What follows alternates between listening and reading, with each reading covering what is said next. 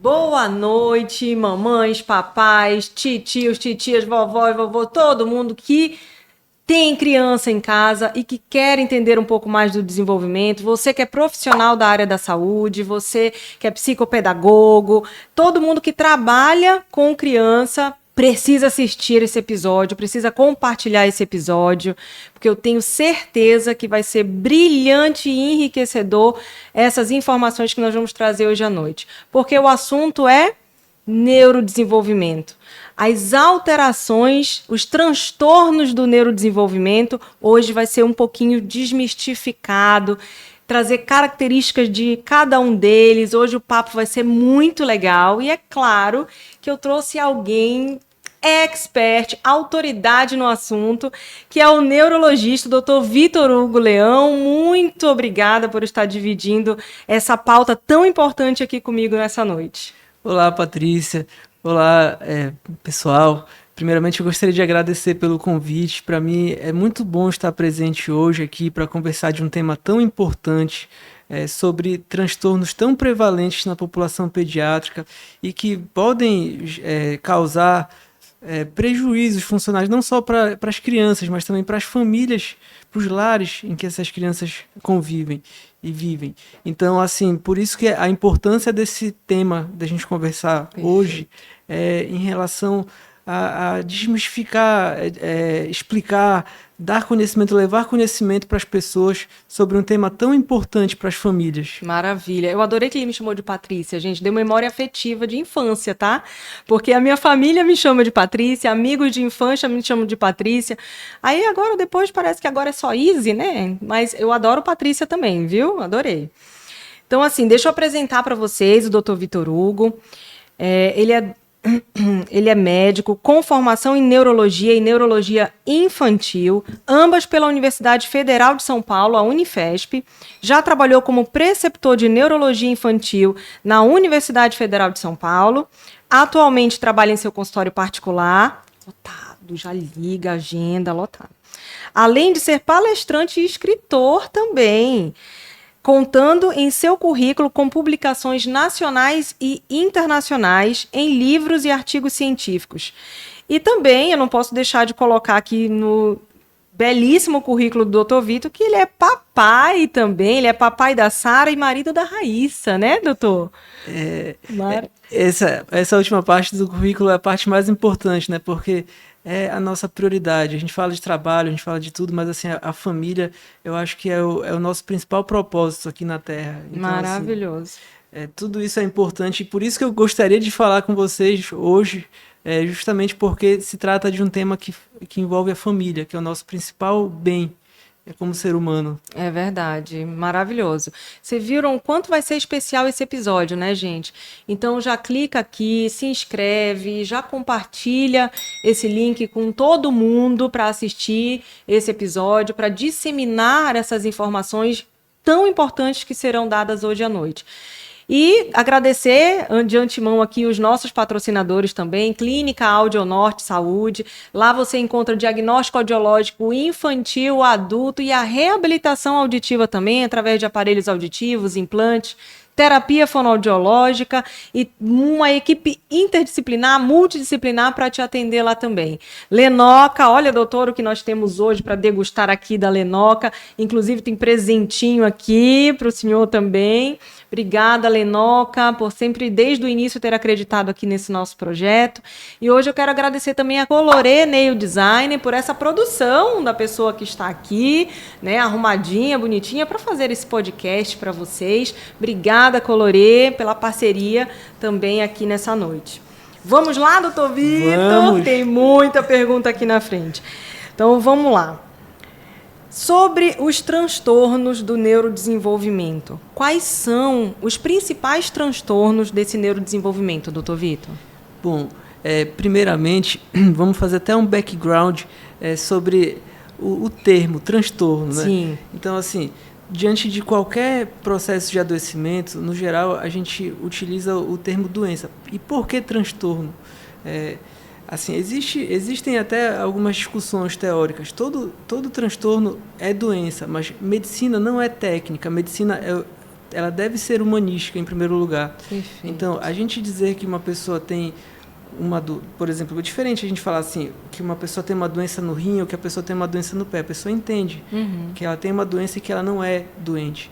Mas se você diz que uma pessoa tem um transtorno do espectro do autismo, que tem um transtorno de déficit de atenção barra hiperatividade, e essa pessoa vai falar assim, eu sou a doença, eu sou doente, é justamente pela questão humanística que a gente acaba usando esse termo diferente, essa nomenclatura diferente, para designar o processo de adoecimento da mente, os transtornos do neurodesenvolvimento.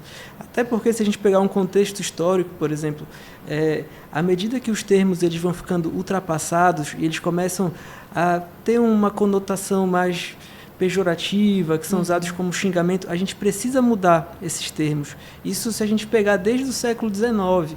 Por exemplo, vamos colocar aqui, fazendo um contexto em relação a um transtorno do neurodesenvolvimento como era chamado no século XIX, Sim. que era a deficiência intelectual. No princípio, por exemplo, o termo técnico para se chamar de deficiência intelectual era imbecilidade. Imbecilidade, do latim, significa aquele indivíduo frágil. Posteriormente, foi modificada essa nomenclatura ainda no século XIX para outros termos que também acabaram virando motivo para xingamento, por exemplo, debilidade, débil mental, entre outros. E aí, no século XX, começou a ser chamado de deficiência mental. Aí, depois de retardo mental, e mais recentemente, no século XXI, foi sugerido a mudança e hoje a gente tem o nome, por exemplo, de um desses transtornos do neurodesenvolvimento que passou de retardo mental para deficiência intelectual, ou então transtorno do desenvolvimento intelectual. Então, depois desse breve contexto em relação aos transtornos do neurodesenvolvimento, a gente pode separá-los em 6. Vamos separar aqui, por exemplo, nos transtornos da comunicação, que envolvem os transtornos de fala, linguagem e da comunicação social.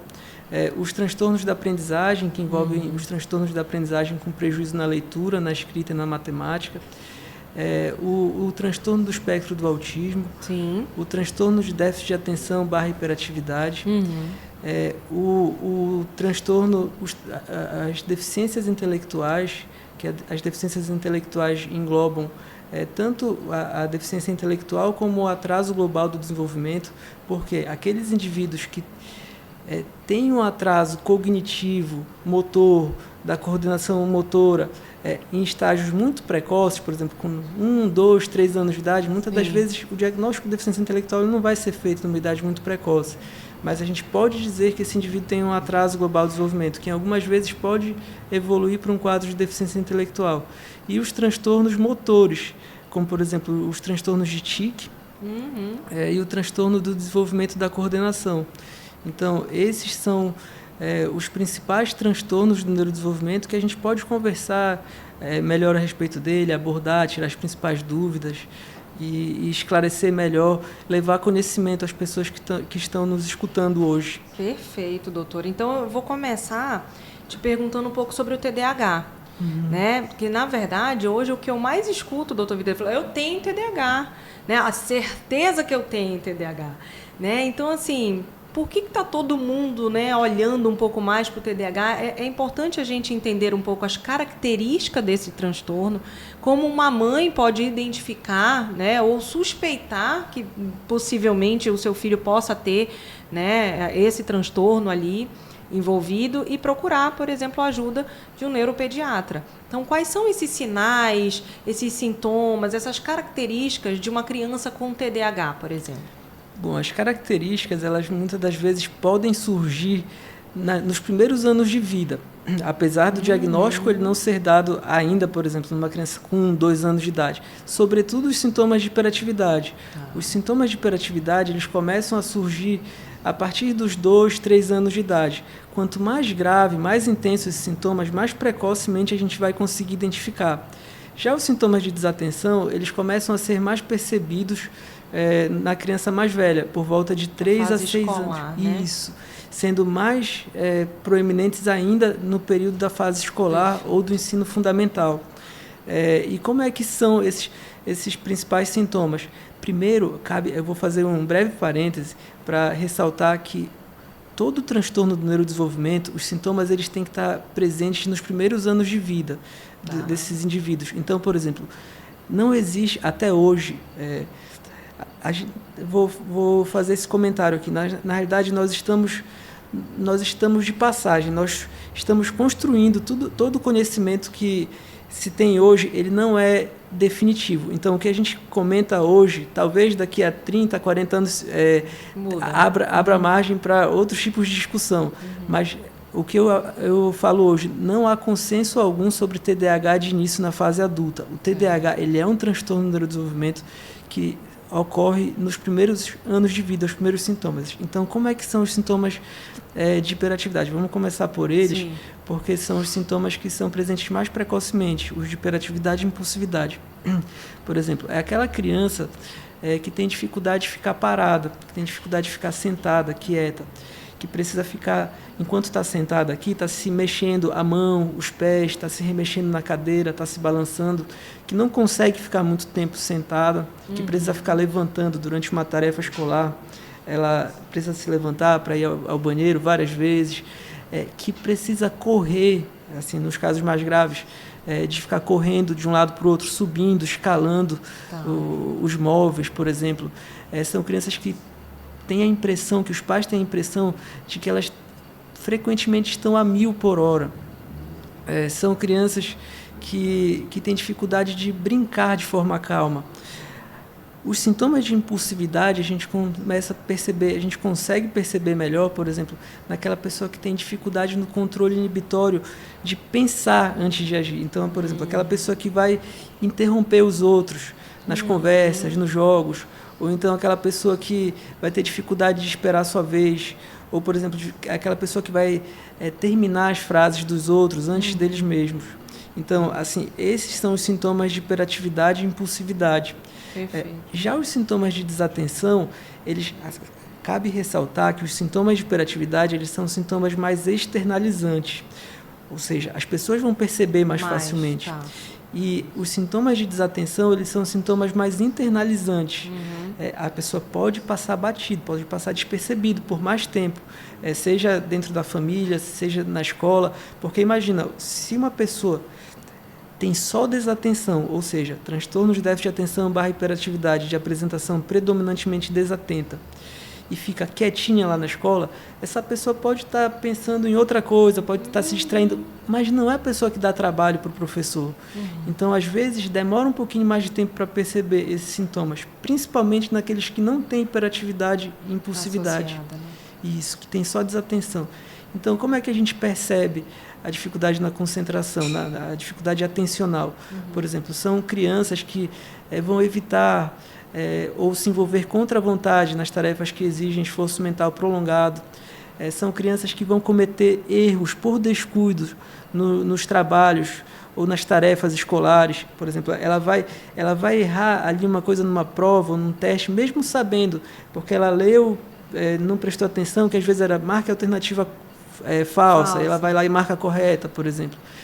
São pessoas que têm dificuldades que se dispersam, que perdem a concentração com facilidade, com o mínimo possível de fator distrator, por exemplo. Se ela está fazendo uma atividade, o cachorro do vizinho late, se toca uma campainha, se alguém entra no quarto, às vezes até os estímulos distratores dentro, assim, do próprio ambiente na mesa, se está com um lápis muito colorido, se tem muito estímulo do lado da leitura que ela está fazendo, ela já começa a mexer aqui, um apontador, um lápis. São pessoas que têm dificuldades para organizar as atividades e a rotina, para fazer o manejo do seu dia a dia. São pessoas esquecidas, são pessoas que frequentemente perdem objetos, como, por exemplo, material escolar, lápis, livro, borracha, caderno. Então, esses são os sintomas da desatenção. E para a gente considerar esse diagnóstico, todos nós podemos ter um certo grau de desatenção, Tô aqui pensando em mim, tava ficando preocupada.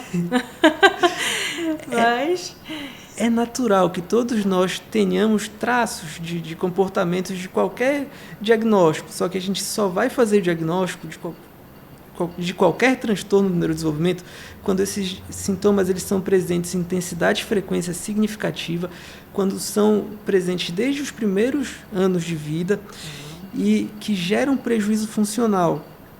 Então, quando a gente tem os sintomas em intensidade e frequência presentes desde o começo da vida, com prejuízo funcional, aí a gente pode estar diante desse diagnóstico.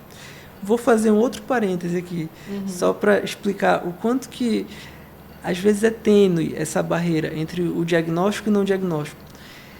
No comportamento, quando a gente fala de comportamento, os diagnósticos, muitas das vezes, e assim, sobretudo, transtorno do neurodesenvolvimento. Os diagnósticos, eles são muito mais dimensionais do que categóricos. Vamos considerar aqui um diagnóstico categórico. Por exemplo, se a gente tem uma suspeita de um osso quebrado, é simples, vai fazer o exame e vai ver, vai fazer a radiografia. Se não der alteração, às vezes pode ter fratura com radiografia normal, faz uma tomografia para enxergar melhor, ou faz até outros estudos, como o estudo de ressonância, pode ajudar também, mas o diagnóstico ele é radiológico. Ou, por exemplo, se a pessoa tem uma suspeita, é sim ou não? A pessoa tem uma suspeita de um problema de tireoide, por exemplo. Sim. Ela vai dosar o biomarcador lá, os hormônios tireoidianos, vai dar sim ou não? Quando a gente fala dos diagnósticos dimensionais, é como se entre o indivíduo totalmente assintomático, a gente considerasse ele na cor branca. O indivíduo com muitos sintomas, a gente considera no outro extremo, na cor preta. E entre a cor branca da pessoa sem sintoma algum e a cor preta da pessoa com muitos sintomas, é como se existisse uma escala de cinza que vai dos tons mais claros, passando pelos tons intermediários até chegar aos tons mais escuros. E no meio desse caminho vai ter um limiar, vai ter uma fronteira.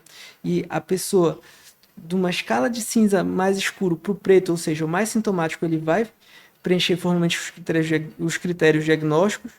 E a pessoa, no grau de cinza mais claro até o branco, não vai preencher esses critérios diagnósticos. Entretanto, quando a pessoa está num grau de cinza intermediário, existe um certo grau de subjetividade, e são pessoas que podem dar uma certa dúvida no diagnóstico. E aí, por isso, a importância, por exemplo, de uma avaliação multidisciplinar, de uma avaliação neuropsicológica, para a gente ter a certeza sobre o diagnóstico concreto da pessoa ou sobre a ausência do diagnóstico, naquelas pessoas que têm sintomas, mas esses sintomas eles não são tão intensos, não são tão frequentes, levando em consideração esse diagnóstico dimensional dos transtornos do neurodesenvolvimento. Maravilhoso, doutor. E ainda sobre o TDAH, falar um pouco sobre medicamentos, né? Pensando assim, todo TDAH precisa ser medicado quando tem, por exemplo, associado aí a hiperatividade, a impulsividade, né? Ou até mesmo a desatenção. Enfim, eu queria saber se todo o paciente que é diagnosticado com TDAH, se ele precisa ser medicado.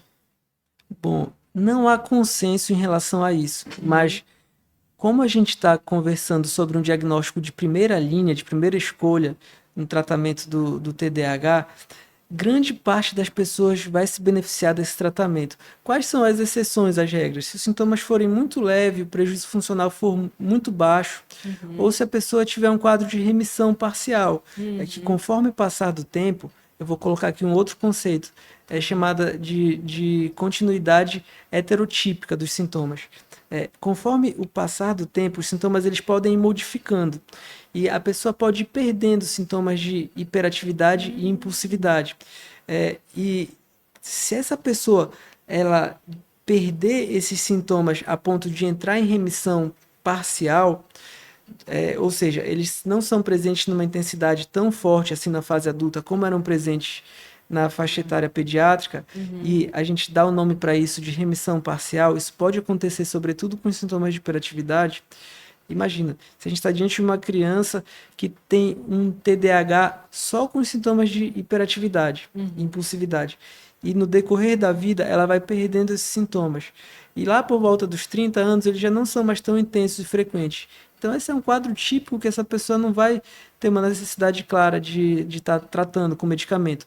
Entretanto, quando a gente faz diagnóstico com criança pequena, que é onde se tem mais sintoma e onde há o maior benefício em fazer o tratamento, na grande maioria das vezes vai ser importante o tratamento medicamentoso. E aqui eu vou reforçar uma informação. O TDAH, ele é o transtorno do neurodesenvolvimento que mais responde bem ao tratamento medicamentoso. Olha só. Nada se compara ao potencial efeito benéfico de um tratamento para TDAH. A gente tem como se fosse a faca e o queijo na mão para, assim, possivelmente girar uma chave. Não são todas as pessoas que giram essa chave. E não tratar da melhor forma, que inclui o tratamento medicamentoso, às vezes é privar essa pessoa de ter melhor desempenho acadêmico, pedagógico, de ter melhores relacionamentos sociais, de conseguir de diminuir nível de frustração, de ansiedade, diminuir risco de comorbidades psíquicas na adolescência, aumentar nível de escolaridade, perspectivas de mercado de trabalho, diminuir riscos de acidentes domésticos na infância, adultos, diminuir risco de acidentes automobilísticos, de multas de trânsito, até situações que nem parecem óbvias, mas, por exemplo, risco de gravidez não planejada. No momento de impulsividade, a pessoa pode ter uma gravidez não planejada. Isso vai modificar completamente a vida do casal e da família diante de uma nova vida que surge numa gravidez não planejada. Então, assim, a dimensão desses sintomas, ela vai muito além do que aquela criança que é muito agitada, que corre muito, que precisa de um nível de vigilância maior na escola ou dentro de casa, por exemplo. Mamães, papais estão vendo o quanto um medicamento pode ajudar, né, nesse transtorno. E como o doutor falou, é um transtorno que muito tem resultados, né, através desse tratamento medicamentoso. Agora, o que eu ouço muito das mamães é o medo do medicamento, da criança ficar dopada, parece que o tempo inteiro. Teve uma mãe que falou que parece que tinha medo do filho perder a alegria, sabe? Da criança ficar como se fosse um zumbizinho. Isso acontece, doutor? Vamos desmistificar um pouquinho, né, para as mamães? Sim, sim, é muito importante. Primeiramente, que não é um remédio que deixa a pessoa sonolenta, dopada. Pelo contrário, é um remédio psicoestimulante, que a gente chama, vai deixar a pessoa mais concentrada. Prova disso é que é um remédio que a gente não pode fazer uso à noite, porque se a pessoa tomar à noite, ela pode até ficar sem conseguir dormir. O tempo de ação do remédio é curto, dos remédios no geral. Vamos colocar aqui dos psicoestimulantes. É tempo curto, é tempo para fazer efeito durante o dia. Então, por exemplo, existe até a possibilidade de uso intermitente, daquelas pessoas que têm sintomas mais leves, sobretudo de desatenção, de fazerem uso só em dias letivos, em dias úteis, e pausar os finais de semana, as férias, feriados. E em relação a esse efeito, em relação ao efeito benéfico do remédio, assim, não tem, se a gente colocar numa balança o tanto que pode melhorar e qualquer receio, por exemplo, receio de crescimento ósseo, que tem, assim, tem estudos que falam que a criança pode crescer um pouquinho menos, só que esses estudos eles são muito conflitantes. Não tem estudos que dizem que sim, tem estudos que dizem que não. Riscos, por exemplo, da pessoa perder a espontaneidade. Isso muito raramente acontece, não é o efeito esperado, e a pessoa controlar os seus impulsos, assim, eventualmente, um familiar pode até achar que perdeu a espontaneidade, mas assim, saber pensar antes de agir, isso, assim, se a gente colocar numa balança, se a pessoa conseguir controlar a sua vontade antes de fazer as coisas, o benefício por si só ele já fala mais alto do que qualquer possível efeito colateral. Na pior das hipóteses, quando eventualmente existe algum efeito colateral, por exemplo, irritabilidade, que não é um efeito incomum, e o remédio não puder ser continuado, no dia que ele não é tomado, aqui eu estou falando dos psicoestimulantes, ele não faz efeito nenhum, diferentemente, por exemplo, de antidepressivos, de antipsicóticos, que são usados para outros diagnósticos, que levam dias a semanas para sair do organismo. O medicamento psicoestimulante para TDAH, ele tem efeito no dia que ele é tomado somente. Que importante mensagem, né, para as mamães que têm receio ou que ouvem, né, várias opiniões e acabam ficando com essa dúvida em relação a esse medicamento, né? E, pelo que eu entendi, é extremamente importante, na maioria das vezes, para o tratamento das crianças com TDAH. Ainda falando sobre medicamentos, tem uma discussão muito grande em relação ao canabidiol para o tratamento no TDAH, verdade, doutor? Exato. O canabidiol, ele não tem evidência científica comprovada a nível populacional para tratamento do TDAH. Quais são os diagnósticos que o canabidiol ele tem evidência científica comprovada? É para epilepsia. Epilepsia, incluindo a síndrome de Dravet, a síndrome de Lennox-Gastaut e o complexo da esclerose tuberosa. Essas são as indicações formalmente aprovadas pelo FDA do tratamento do canabidiol. Para comportamento, infelizmente, não existem evidências científicas.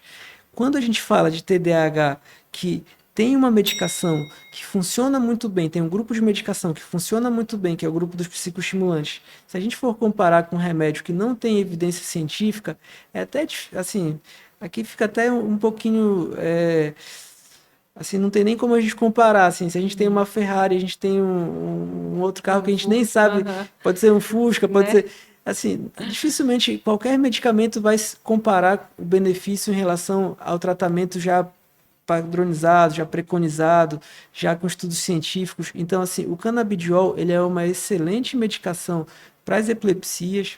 Ele vem recentemente sendo estudado para comportamento, incluindo no autismo, mas para o TDAH, ele ainda é um remédio que ainda carece de evidências científicas relevantes para prescrição nesse diagnóstico. Entendi. Então, ele é um tiro no escuro ainda. Exatamente. Entendi. Agora vamos passar, doutor, para outro transtorno do neurodesenvolvimento, um que com certeza é comum no teu consultório também, que é o transtorno do espectro autista. Né? Então, começar te perguntando, né, e pedindo essa informação das características, né, que essa criança tem para que chegue-se no diagnóstico de TEA. As características, elas muito comumente podem ser observadas em crianças até menores de 1 ano de idade. Vamos colocar aqui, aos 12 meses de idade, criança completando 1 ano. Antes mesmo da gente esperar que ela comece a falar as primeiras palavras, a gente já começa a perceber alguns sinais precoces. Por exemplo, é a dificuldade no contato visual, é aquela criança que compartilha pouco a atenção. Por exemplo, se ela fica feliz com alguma coisa, ela não olha para o pai ou para a mãe para tentar compartilhar esse sentimento agradável. É a criança que quando vai brincar com que quando vai brincar com o carrinho, coloca o carrinho de cabeça para baixo, gira a roda, não faz uso funcional dos brinquedos. Por exemplo, é a criança que com 12 meses de idade, a criança ela já tem que estar reproduzindo gestos sociais, como bater palmas, por exemplo.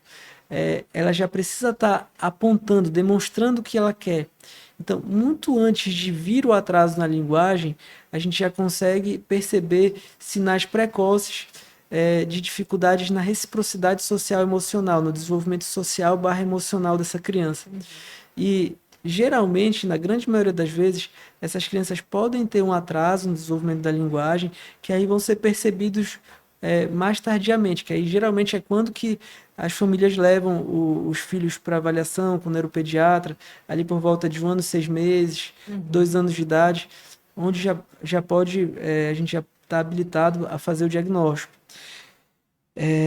Então, fora a dificuldade na comunicação social, isso a gente vai perceber, por exemplo, desde crianças com 1 ano de idade, crianças com 2 anos de idade que ainda não usam o repertório que sabem para se comunicar, por exemplo. Às vezes são crianças de 2, 3 anos de idade que já conseguem contar até 20, 30, já sabem o alfabeto inteiro, o alfabeto inglês, em português, tem um repertório bom, mas não usa o repertório para se comunicar, não consegue brincar com um colega, tem dificuldade para lidar com trocas de turnos, por exemplo, a vez dele, a vez do outro, dificuldade para entender as regras das brincadeiras. Tudo isso é habilidade social. Mas não basta só uma dificuldade nas habilidades sociais. Precisa ter um padrão de rigidez em relação ao comportamento. Tanto com os comportamentos estereotipados, as estereotipias elas incluem tanto comportamentos estereotipados motores, como mais comumente conhecido os flappings, estereotipias cervicais, o caminhar na ponta dos pés, aquela criança que gira em torno de si mesmo, por exemplo, são os comportamentos repetitivos mais frequentes, que a gente mais comumente observa. Os comportamentos repetitivos vocais, como as ecolalias, por exemplo. O brincar repetitivo não deixa de ser um comportamento repetitivo. Os interesses atípicos, por exemplo, são crianças que se interessam de forma muito precoce por letras, números, gostam muito de dinossauros. Tem aqueles temas que elas têm dificuldade de diversificar o repertório, seja do brincar, seja do falar. É, são pessoas que têm dificuldades sensoriais, muitas das vezes, assim, que o barulho incomoda, que chora diante dos barulhos, que tem dificuldade para lavar o cabelo no banho, para pentear o Cortar. cabelo, cortar as unhas, cortar os cabelos. São pessoas que também, além de tudo isso, além das dificuldades no processamento sensorial, os comportamentos repetitivos, os interesses restritos, podem ter também dificuldades para lidar com rotinas, ter um comportamento mais ritualístico.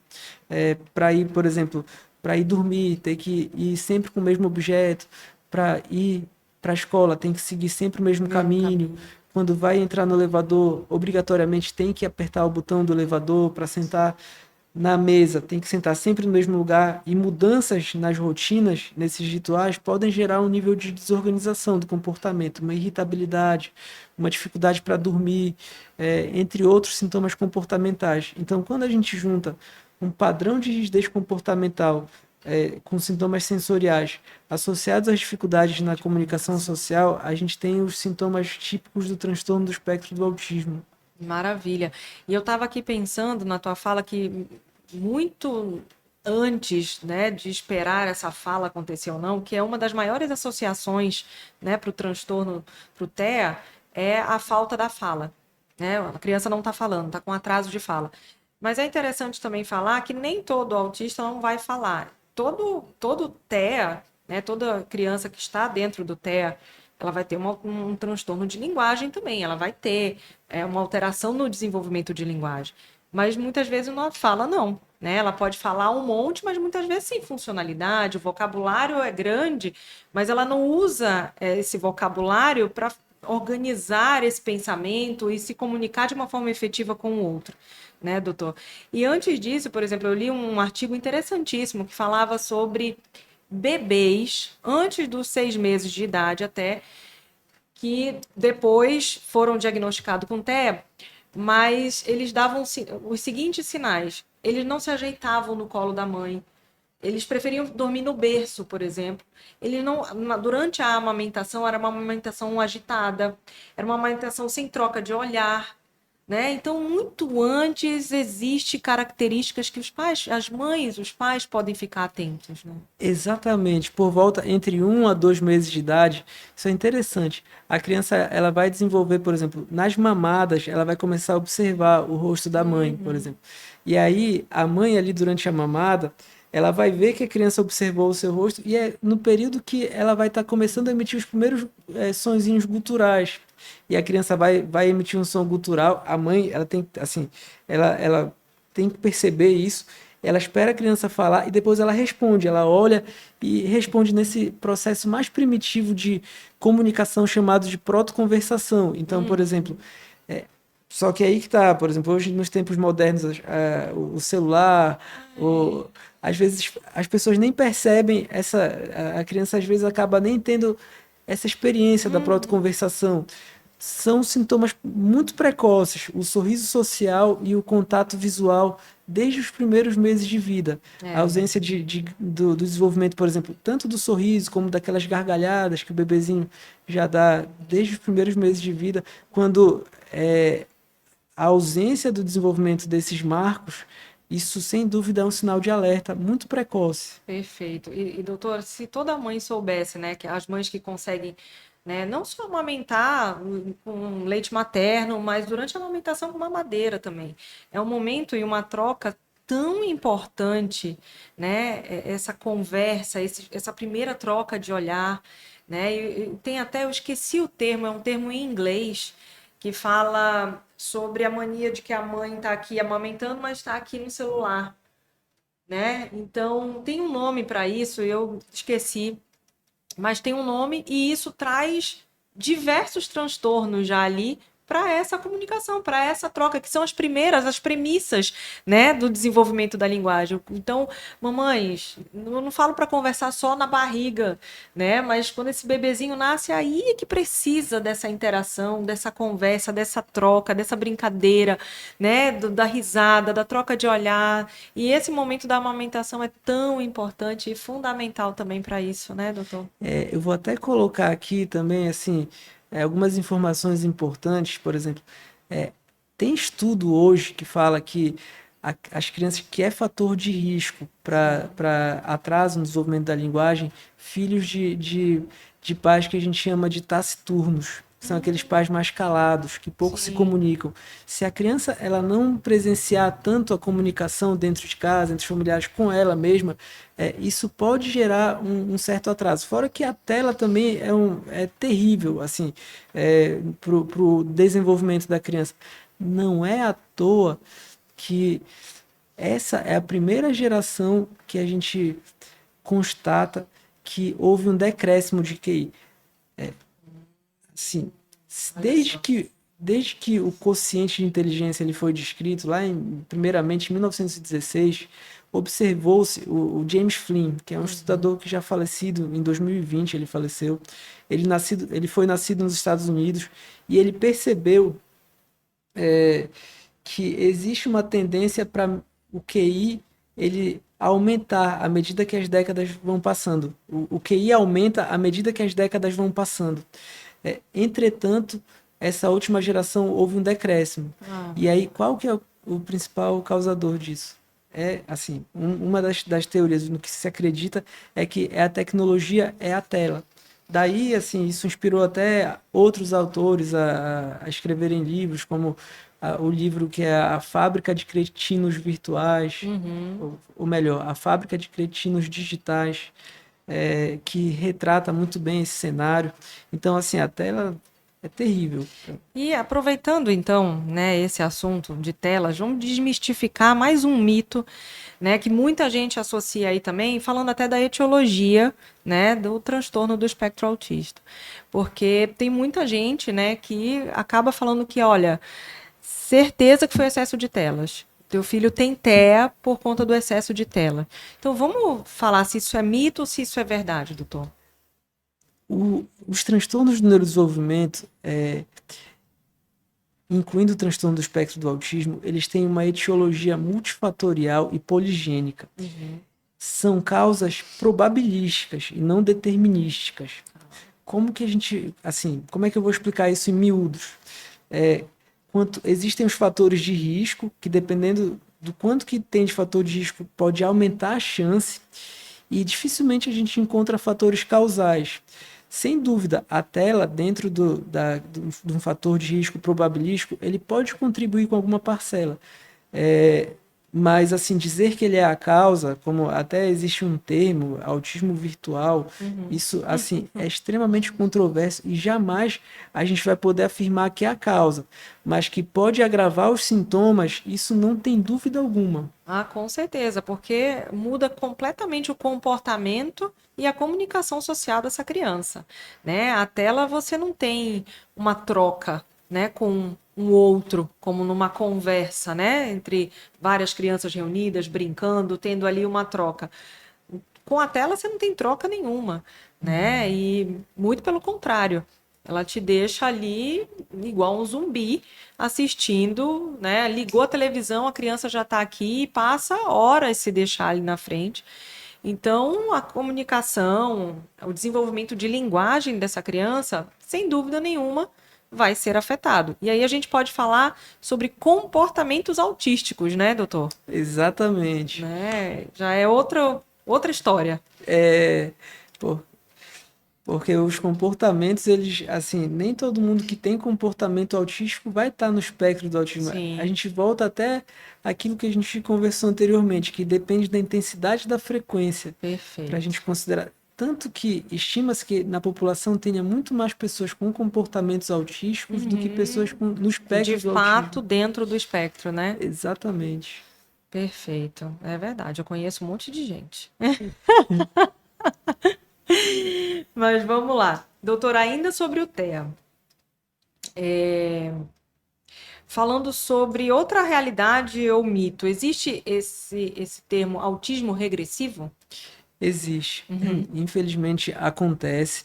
É, as causas do autismo regressivo não são muito bem esclarecidas, assim como as causas do autismo não são totalmente esclarecidas, mas acredita-se que é o conjunto dos fatores probabilísticos, incluindo os fatores, a predisposição genética, e sem dúvida a genética entra como um risco forte para o autismo Certo. regressivo, associado aos aspectos neurobiológicos, às circuitarias do cérebro e os fatores ambientais também. Então, quando a gente junta essas causas multifatoriais, existe um risco de um terço das crianças que são diagnosticadas com o transtorno do espectro do autismo, um terço delas é, estavam desenvolvendo dentro do esperado para a faixa etária e ocorreu uma regressão da comunicação social acompanhada dos sintomas do transtorno do espectro do autismo. Geralmente essa regressão ela ocorre entre 15 a 30 meses. É, eu estava até lendo recentemente um estudo que avaliou 33 mil, foi uma meta-análise, 33 mil crianças com autismo Nossa. regressivo e a idade média da regressão ocorreu aos 19 meses, podendo variar. Assim, tem descrição na literatura até de crianças com 5 anos com regressão autística, mas muito frequentemente ocorre antes dos 3 anos de Tá. idade, sobretudo entre 1 ano e meio e 2 anos de idade. São onde ocorrem as mais significativas podas neurais? Exatamente, é uma das teorias. E assim, vamos colocar aqui até o fator genético. Como eu falei, isso é um tema recente, mas uma das teorias é que se tem algum substrato genético por trás dessa causa, são genes de expressão pós-natal. Ou seja, o que significa expressão? Vamos trocar em miúdo aqui.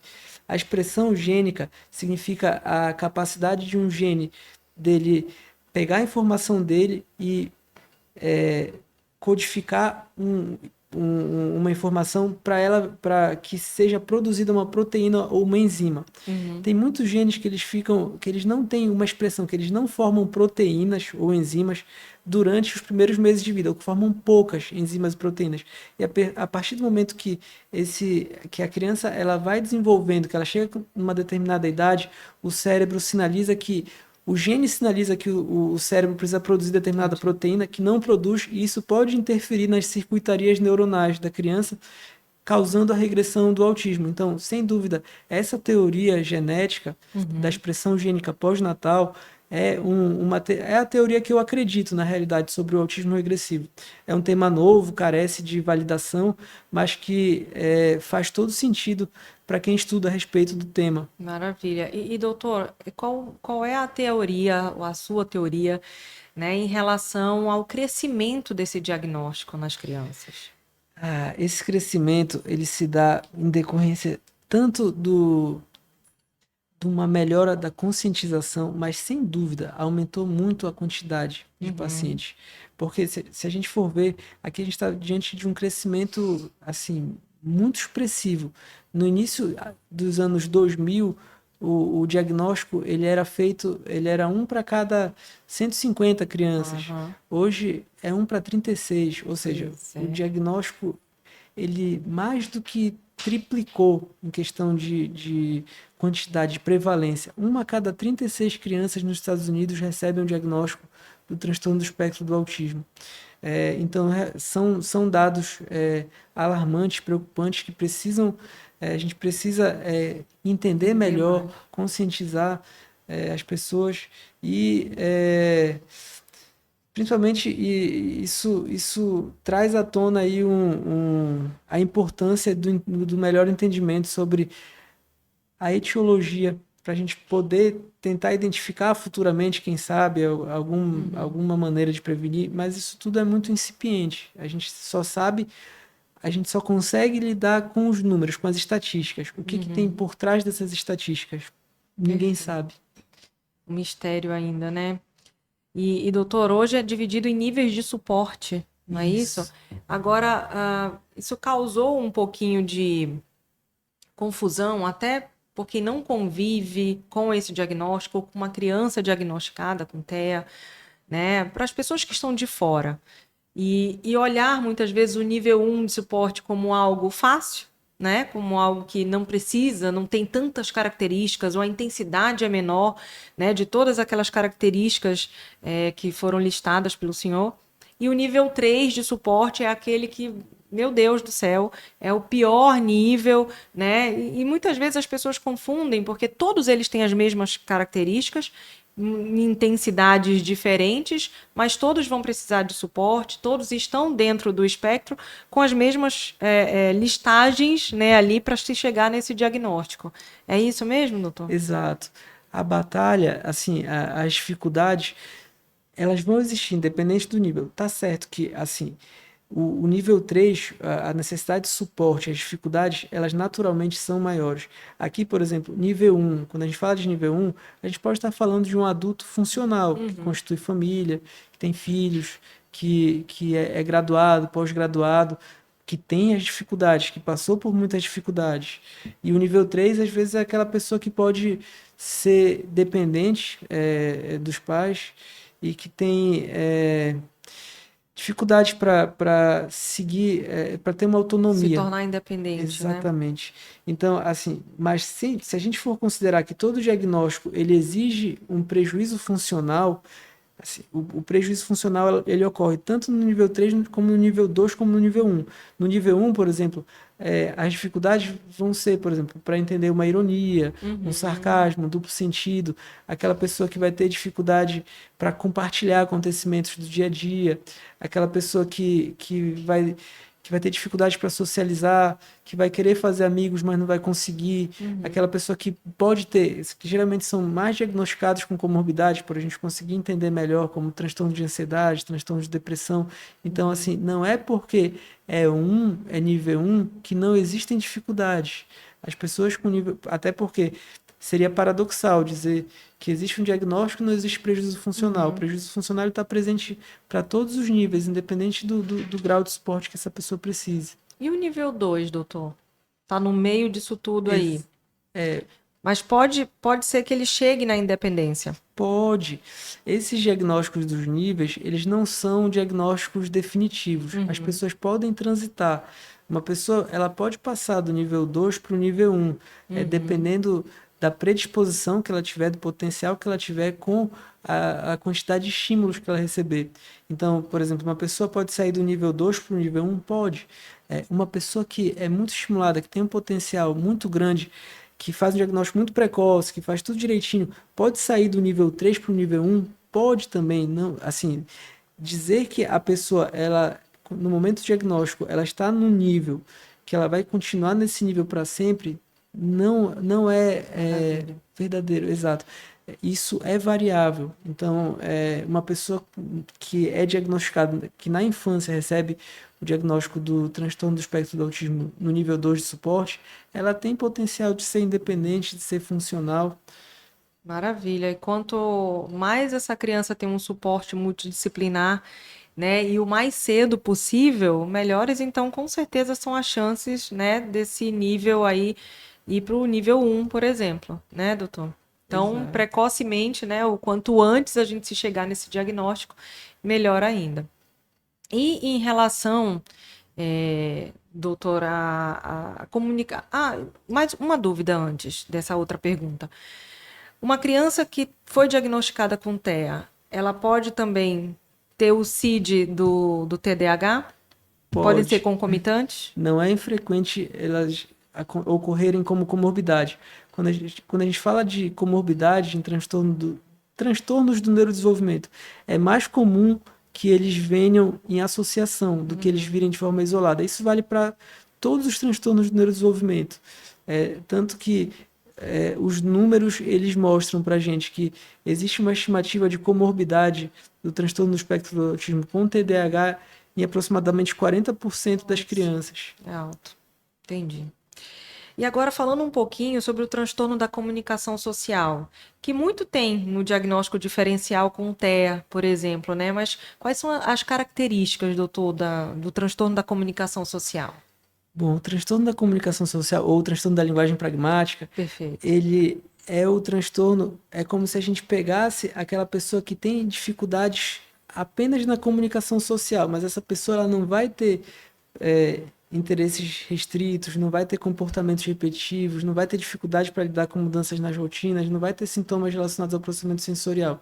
Ele é um diagnóstico que a gente precisa avaliar minuciosamente, porque a gente precisa ter uma certeza de que esse transtorno da comunicação social ele não vai estar dentro do transtorno do espectro do autismo. Ou seja, o diagnóstico ele vai chegar ali geralmente após os 3, 4 anos de idade, para a gente ter uma segurança maior.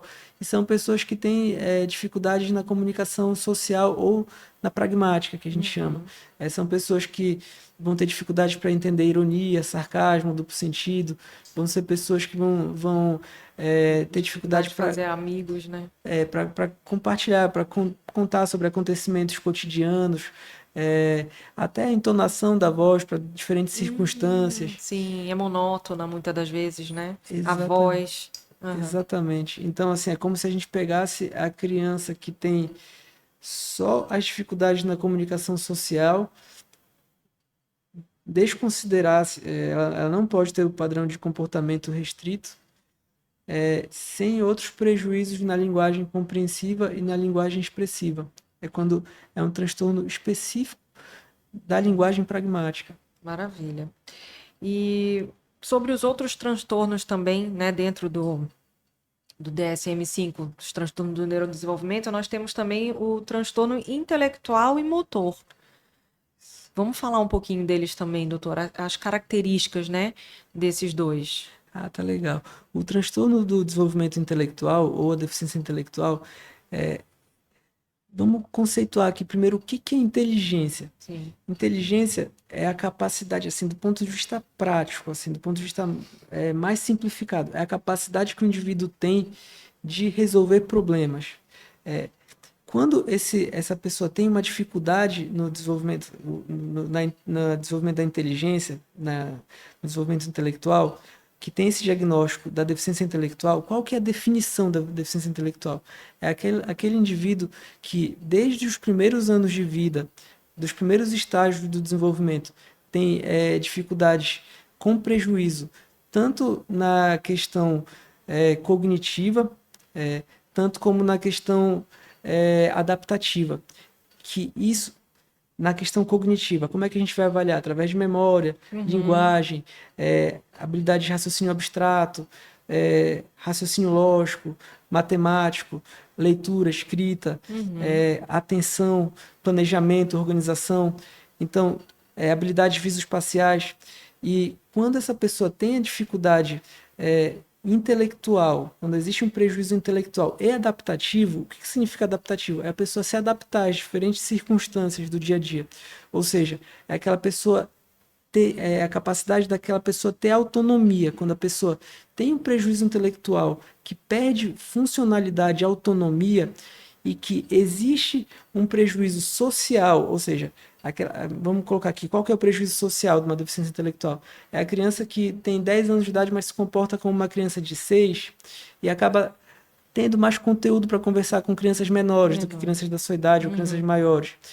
Quando existe um prejuízo, além dessa questão social, quando existe um prejuízo conceitual, ou seja, existe uma dificuldade na aquisição das habilidades escolares, da leitura, da escrita, da aritmética, além de um prejuízo prático, ou seja, AVDs, atividades de vida diária, conseguir fazer atividades instrumentais de vida diária, saber o horário da pessoa tomar remédio, saber qual o número que vai ligar. Se localizar em tempo, espaço, né? Que dia é hoje, que dia é amanhã. Exatamente. Então, quando a gente tem uma pessoa que tem todas essas dificuldades, que são presentes desde os primeiros anos de vida, a gente está diante do diagnóstico da deficiência intelectual ou do transtorno do desenvolvimento intelectual.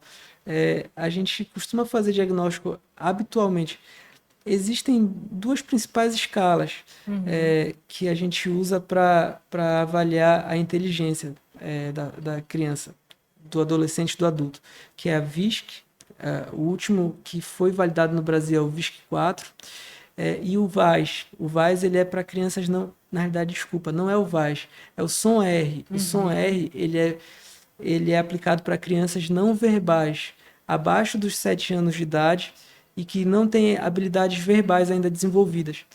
O som-R ele é muito limitado, a gente tem só uma estimativa do QI. Já o VISC-4, que é a partir dos 6 anos de idade, a gente tem uma estimativa melhor para avaliação do QI. Isso a gente pode usar para os casos duvidosos, para a gente quantificar o QI e para a gente quantificar o nível dessa deficiência intelectual.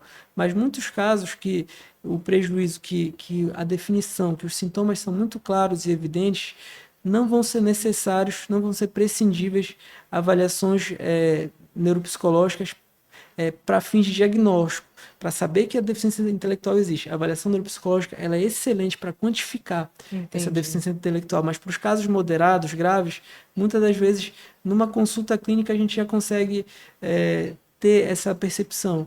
Para os casos entre leve e moderado, ou sempre que tiver dúvida, sempre a avaliação neuropsicológica ela vai ser sempre de suma importância para a gente quantificar e fazer o diagnóstico dessas crianças, adolescentes e adultos. E esse diagnóstico da deficiência intelectual, ele é fechado, então, ou começa a procura por ajuda profissional a partir da idade escolar também? Exatamente, a partir da idade escolar, porque é quando que a gente vai ver o prejuízo na aquisição das habilidades de leitura e escrita. É difícil a gente quantificar o quanto que uma criança é inteligente no momento que ela ainda está na faixa etária pré-escolar. Por isso que a gente habitualmente faz diagnóstico a partir dos 6 anos de idade. Maravilha.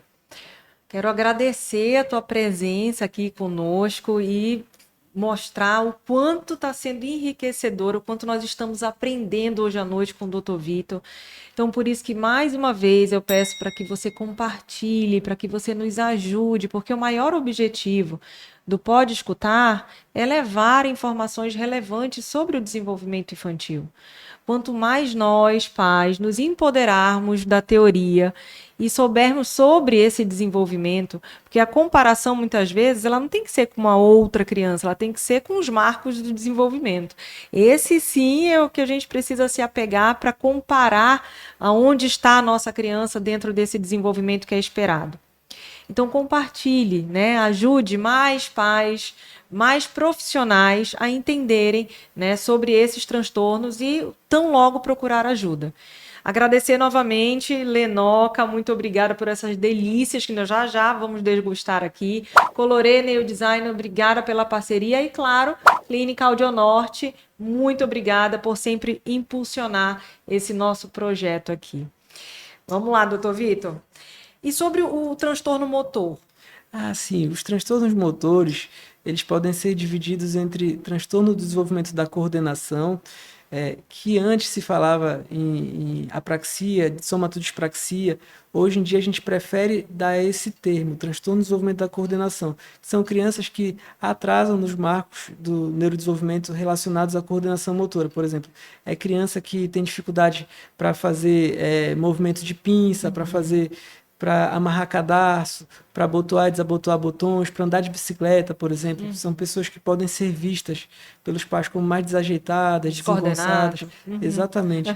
Então, esse é o transtorno do desenvolvimento da coordenação e o transtorno de tique também. Os tiques eles podem ser movimentos involuntários, parcialmente suprimíveis, involuntários, que podem ser tantos e não ritmados, que podem ser tanto vocais, como por exemplo, vocais aqui eu vou dar alguns exemplos de tiques, se vocês não se incomodarem. Não, pode dar, doutor. É até ótimo, porque facilita até o entendimento, né? Por exemplo, aquela pessoa que fica fazendo... Sim, ou então fica fazendo... Ou então... Fica fazendo assim, ou então, por exemplo, os tiques motores, eles geralmente têm uma predominância por essa região mais central do corpo. Por exemplo, pessoa que fica só fazendo assim com o nariz, ou pessoa que fica dobrando assim o pescoço, ou que fica mexendo o braço, ou então que fica fazendo assim. Os tiques eles podem ser tanto motores como vocais, eles podem ser transitórios, quando eles duram poucos meses, ou eles podem ser persistentes. E quando existem múltiplos tiques, tanto vocais como motores, a gente está diante da síndrome de Tourette. Que síndrome é essa, doutor? A síndrome de Tourette, ela nada mais é do que a síndrome dos múltiplos tiques, que Entendi. envolvem tanto tiques fônicos ou vocais, que são esses onde é produzido algum tipo de som, e os tiques motores, que tem intensidade e frequência relevante, que é presente desde os primeiros anos do neuro... Na realidade, durante a infância ou adolescência. Tourette não existe se o tique surgir, por exemplo, depois de uma determinada idade, se for induzido por medicamento, tem que ser do neurodesenvolvimento. Entendi. Eu já ouvi pessoas chamando de Tourette também, né? Isso é. Tourette, entendi. E assim, doutor, eu sei que não está dentro do DSM, esse transtorno que eu vou te perguntar agora, que eu gostaria muito também que a gente explorasse um pouco mais as características dele. Eu sei que dentro dos que é considerado um transtorno do neurodesenvolvimento, ele não se encontra, que é o TOD, mas eu acho assim que também tem aumentado o diagnóstico e tem confundido muitas famílias, né? Porque é aquele diagnóstico que a maioria julga, né? E fala assim: ah, esse daí é só falta de umas palmadas, esse daí os pais é que não tem controle, né? Então seria muito importante a gente desmiuçar um pouquinho aqui também das características sobre o transtorno opositor desafiador, que é o TOD. Esse é um diagnóstico que realmente ele foi descrito inicialmente no DSM-3, então assim, não é um diagnóstico tão antigo igual os outros transtornos do neurodesenvolvimento e não está amplamente difundido sobre a conscientização. Então isso ainda leva muitas pessoas a acreditarem que é malcriação, que é falta de palmada, mas ele é caracterizado por dois principais pilares. Os pilares dele é o comportamento, um dos pilares é o comportamento irritável, é o humor irritável, ou seja, aquela criança que se irrita com facilidade, que perde a calma com facilidade, que é fácil, que é zangada, raivosa, ressentida. Cabe ressaltar que irritabilidade não é um sintoma específico de TOD. Por exemplo, a birra pode acontecer, mas a birra é transitório, temporário, ali entre por volta dos 2, 3 anos de idade, é breve, autolimitado, não gera prejuízo funcional evidente e não é persistente. Pode acontecer nos transtornos de humor, por exemplo, irritabilidade pode ser sintoma de transtorno de humor, por exemplo, como uma depressão na infância, pode ser sintoma de transtorno de ansiedade, Ansiedade, é. pode E estar a gente tem visto tanta criança com ansiedade hoje em dia também, né, doutor? pode estar presente no transtorno do espectro do autismo, sem ser uma comorbidade. Então, irritabilidade é um sintoma ainda específico. Só que o TOD, além da irritabilidade, a criança vai ter um padrão de comportamento opositor e desafiador. A criança ela vai fazer questão de questionar as figuras de autoridade, discutir com adultos, se recusar a obedecer normas, regras, pedidos, fazer as coisas de propósito para incomodar os outros. E, assim, ainda pode ter um comportamento até, a que a gente chama, a índole pode até ser vingativa, pode ter um componente de índole vingativa. Então, quando a gente junta um padrão de comportamento caracterizado pelo humor irritável e os sintomas opositores e desafiadores, é a junção desses dois pilares principais que geralmente o diagnóstico é feito a partir dos 5 anos de idade, porque é quando que esses sintomas eles tendem a ficar mais perceptíveis e mais evidentes. E é quando a gente faz o diagnóstico. Não que não possa ser feito antes dos 5 anos, mas existe uma ressalva. Se o diagnóstico for feito antes dos 5 anos, a criança, esses sintomas eles têm que ser inquestionáveis, têm que ser muito claros e evidentes, têm que ser incompatíveis com o que seria esperado para o neurodesenvolvimento, para o comportamento do neurodesenvolvimento de uma criança, por exemplo, de 4 ou até mesmo de 3 anos, por exemplo. Maravilha. E eu tenho certeza que um dos principais tratamentos é a psicoterapia, né? Exatamente. Mas existe medicamento também? Existe medicamento também. O medicamento, o grupo de medicamento de escolha desse transtorno são os antipsicóticos ou neurolépticos, e aqui eu vou colocar alguns exemplos. A própria risperidona, o aripiprazol, a quetiapina são os principais exemplos dessa classe de remédio que pode ser utilizada, que pode ter efeito benéfico bem evidente nas crianças com transtorno opositor desafiador. Uhum. Maravilha. E, doutor, infelizmente estamos chegando, né, no fim. Eu acredito que de todos os nossos episódios do podcast, esse vai ser o maior deles, mas porque assim é impossível, né, cortar alguma coisa ou não te fazer essas perguntas que eu coloquei aqui, porque eu acho assim elas extremamente importantes e de fato enriquecedoras. Eu tenho certeza que todo esse teu brilhante compartilhamento de conhecimento vai fazer a diferença na vida de muita gente. Mas eu queria que você, como neuropediatra, né, como pai, quem diagnostica tantas crianças no dia a dia, que deixasse uma última mensagem em relação à crescente exposição a telas, né? Que eu acho que é uma das mensagens assim que a gente também precisa deixar para esses pais, né, doutor? Bom, então a mensagem que eu deixo aqui para vocês é: restringam a tela dos seus filhos. A tela, ela é responsável por atrasar o desenvolvimento da fala, da linguagem, da comunicação social, da atenção e até a prejudicar a inteligência das crianças. A tela é um veneno da modernidade para as crianças. Não é à toa que o James Flynn ele colocou esse termo chamado Flynn Effect, que é o efeito que as crianças elas vinham melhorando o seu nível de... As pessoas, os indivíduos no decorrer da vida, eles têm uma tendência a melhorar a inteligência no decorrer das décadas. Entretanto, na última década, pela primeira vez, houve um decréscimo no quociente de inteligência da população no mundo. E por que que isso foi atribuído? Sem dúvida, um dos principais vilões foi a tela. Então, tela é boa para adulto. Para a criança pode atrapalhar o desenvolvimento da comunicação, da linguagem, da fala, da concentração e da inteligência. Então, 5 motivos para vocês deixarem os seus filhos longe das telas.